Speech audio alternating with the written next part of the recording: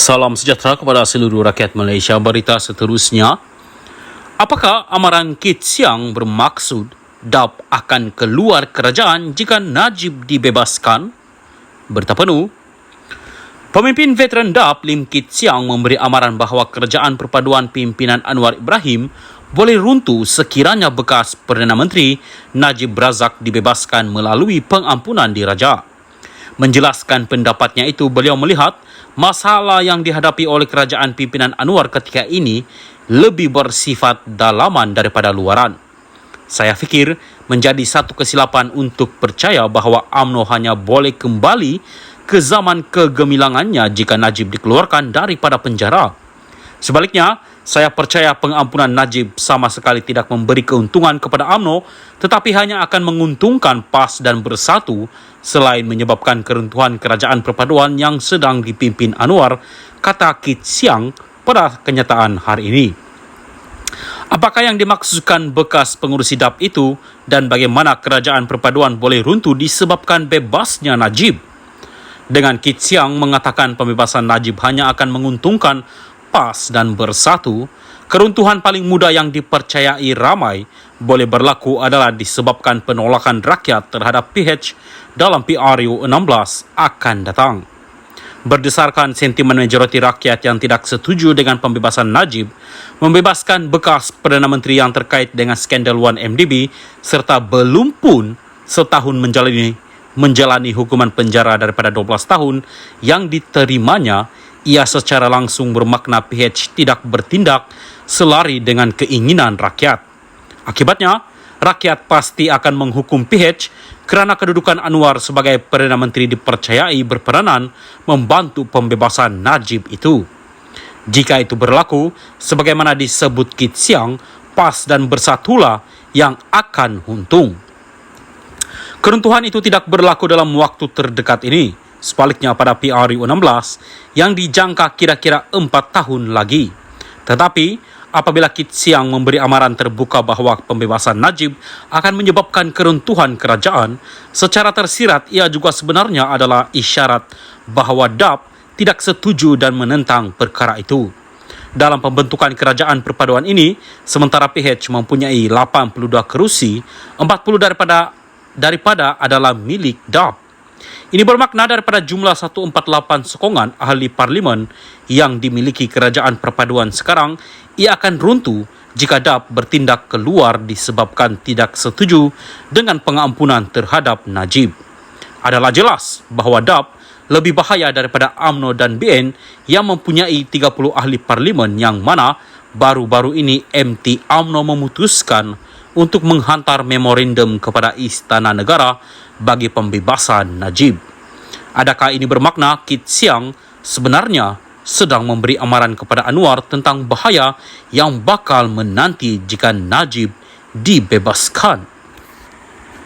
Salam Malaysia Madani. Salam sejahtera dan salam perpaduan kepada seluruh rakyat Malaysia. Berita panas hari ini dipetik daripada Malaysia Kini bertajuk Anwar vs Dr. Mahathir, beberapa pilihan untuk PM di Mahkamah Hassan. Berita penuh. Ahli Parlimen PKR Hassan Karim telah menggariskan beberapa kemungkinan pembelaan untuk Perdana Menteri Anwar Ibrahim dalam pertikaian undang-undang yang akan berlaku dengan Dr. Mahathir Mohamad. Dia juga menegaskan bahawa dalam kes fitnah, beban pembuktian terletak pada plaintiff, dengan kata lain, kepada bekas Perdana Menteri itu. Memandangkan Dr. Mahathir tidak memfailkan saman itu, ahli Parlimen Pasir Gudang itu berkata perkara itu boleh dibincangkan tanpa rasa takut untuk melakukan subjudis sedang dipertimbangkan oleh mahkamah dan oleh itu tidak boleh diperkatakan di khalayak ramai. Mahathir perlu membuktikan di mahkamah bahawa ucapan Anwar yang didakwa memfitnahnya adalah merujuk kepada diri Mahathir Mohamad, bukan orang lain. Jika ucapan Anwar yang didakwa Mahathir sebagai fitnah, maka fitnah itu dipanggil slander, iaitu ucapan lisan. Seterusnya, jika ucapan lisan itu diterbitkan dalam bentuk tulisan, maka fitnah sedemikian dipanggil label. Seterusnya, Mahathir kena membuktikan di hadapan hakim bahawa kata-kata yang diucapkan oleh Anwar secara lisan itu adalah membawa makna fitnah atau bersifat fitnah. Seterusnya, Mahathir kena membuktikan bahawa Anwar mempunyai niat jahat ketika mengeluarkan kata-kata yang dianggap memfitnah itu katanya pada satu kenyataan hari ini. Hasan yang juga seorang peguam berkata pembelaan Anwar pula termasuk membuktikan kenyataannya adalah fakta. Anwar dalam kenyataannya itu tidak menyebut nama Mahathir, tetapi berkata, ada orang sekarang setelah 22 tahun campur 22 bulan jadi berkuasa, sekarang mengeluh. Melayu hilang segala-galanya, hilang harta, hilang saham, bagaimana saja hilang kalau kamu bolot untuk keluarga dan anak-anak kamu, dakwa Anwar. Kata Hasan lagi, pembelaan kedua jika apa yang disuarakan Anwar itu untuk kepentingan awam. Pembelaan yang ketiga ialah jika apa yang Anwar sebutkan itu merupakan fair comment atau komen yang berpatutan. Pembelaan keempat ialah jika tiada niat jahat dalam menyatakan pendapatnya dalam ucapan berkenaan.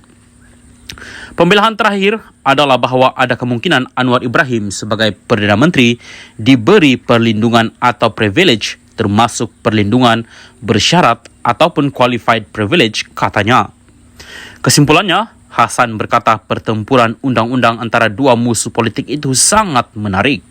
Nampaknya politik di Malaysia masih lagi dalam lingkungan politik civil size, ataupun bertemaduan. Bila bertentangan dengan bersengketa, masing-masing tidak angkat senjata seperti apa yang berlaku di Sudan, Afrika sekarang ini. Ahli-ahli politik yang berbelah dan bermusuhan di Malaysia masih boleh menyelesaikan sengketa mereka di Mahkamah Keadilan, jelasnya lagi.